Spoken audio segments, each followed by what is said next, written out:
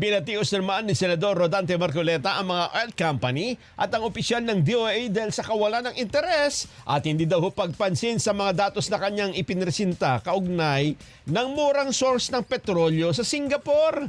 Wala daw pong ginawa ang DOA para kumpirmahin ang presyo ng gasolina at diesel sa Petronas at Rotterdam tank na nasa Singapore na maaari daw maging solusyon sa problema ng bansa sa langis.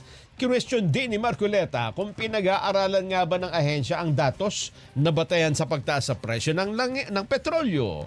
Pakinggan natin ang pahayag ni Senador Rodante Marcoleta.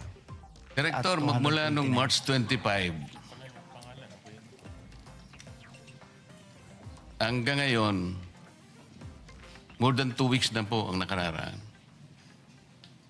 Hindi po, ibig nyo sabihin, hindi pa po nyo na-check ito?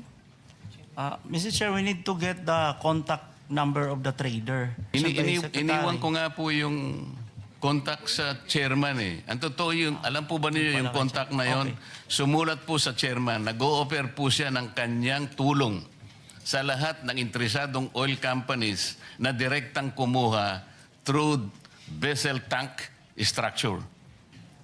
Yes, Mr. Chair. We'll get the bureau to get the data and talk to the oil companies, Mr. Chair. So, Mr. Chair, for the record, I am again submitting to you the steps provided by the contact in Singapore, including the Step 4 Importation Cost Model to the Chair na ngayon po ay $800 per metric ton. Katumbas po ng, kung isasama po ng landed cost ay 61 pesos per liter lang.